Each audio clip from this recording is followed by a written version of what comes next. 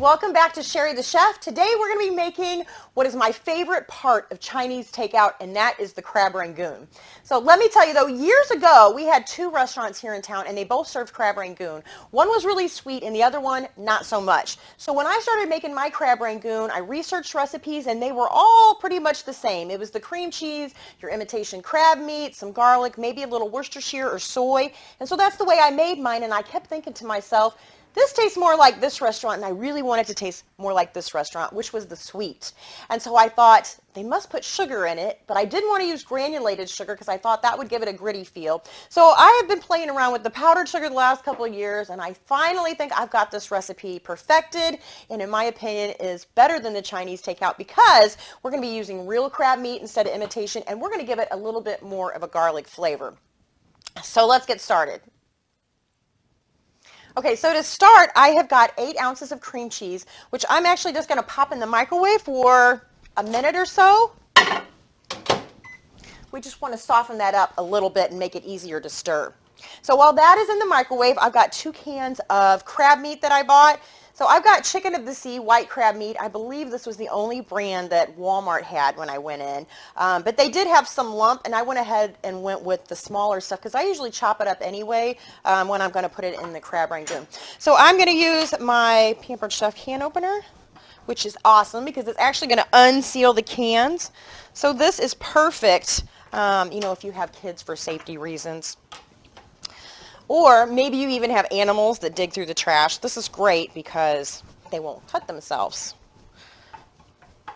All right, so this actually has like a little bit of a beak on here. I'm not sure if you guys can see that, but you grab a hold of it after you've undid it and take the lid off. And again, there's absolutely no sharp edge on here whatsoever.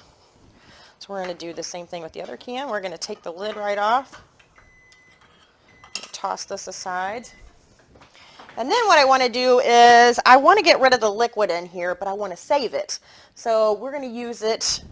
One of the videos that I have that got the most views was a crab bisque that I did last year, and one of the viewers pointed out, why did you drain the liquid from the crab into the sink? Why didn't you put it in the bisque that had all the flavor in it? And I thought, I don't know why I did that. I'm still learning too. So I thought today we're going to make crab rangoon. I don't want all the liquid, but I do want to reserve it for some other dish. So we're just taking the crab meat, and I've got a clean dish towel here, which doesn't really look clean, but I've had these for years, and I just save them. This is all I use them for, is whenever I want to get liquid out of something. Like, for instance, maybe like some frozen spinach. Whenever you thaw that out, it's got a ton of liquid in it. And so that's what I use these for. So it probably doesn't look clean, but I promise you it is. All right, I'm going to give my hands a quick rinse, and then we're going to squeeze out the liquid. Actually, let's get our cream cheese first. All right, and then I'm going to squeeze out the liquid. Let me move this over here.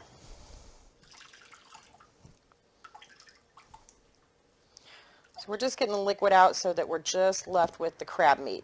So again, I'm going to save this. We'll put this in. Maybe I'll redo that video. So we're going to do maybe a crab bisque with it, something I'll save it for, and then we're just going to do that. And then we'll wash this later. All right, so I'm going to go ahead and stir this up just a little bit.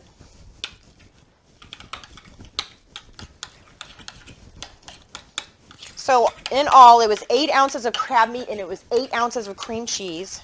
And then we're going to add in a half a cup of powdered sugar and about 2 or 3 cloves of garlic, using our Pampered Chef garlic press, because that way we don't have to take the peels off. It does it for us. One more. There we go. I'm going to stir this up once more. And then once I get this stirred together. And another thing that I really like to add to this, which I don't have on hand today, is a little bit of scallion. I love how it gives it that little bit of extra flavor, and I love seeing the little green specks in there. All right, so that we have stirred together, and then I'm just going to put in a couple of splashes of soy sauce, and that's it.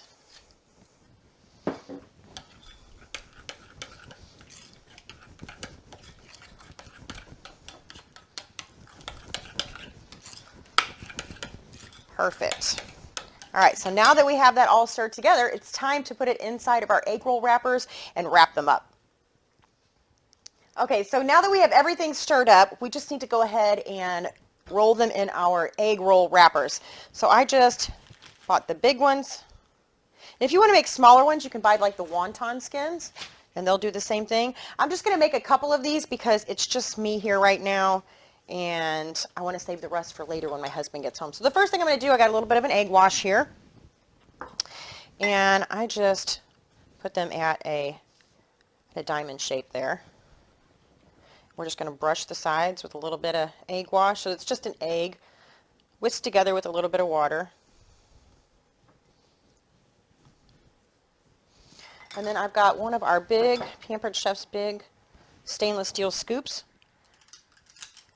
I'm just going to put that right in the middle, and then we're just going to grab all four corners and seal them together. Just like that. And there's room for some more filling in here, so we're going to make the next one even creamier. All right, so a little bit of egg wash again.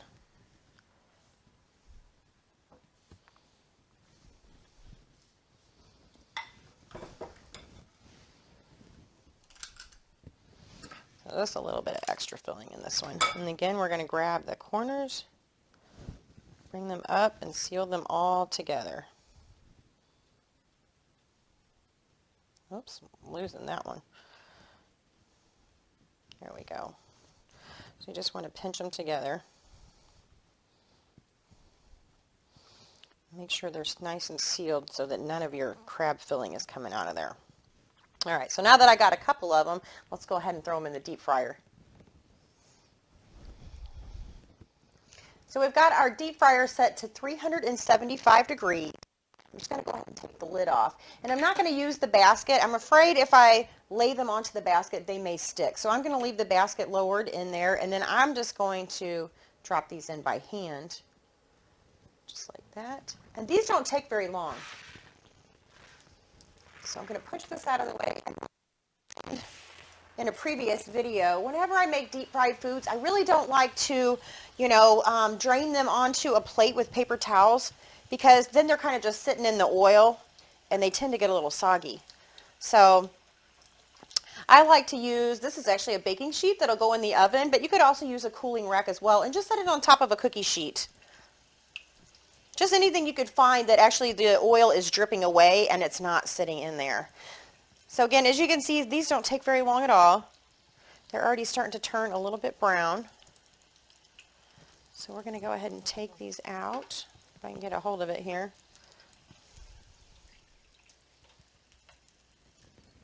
And move them over to my baking sheet.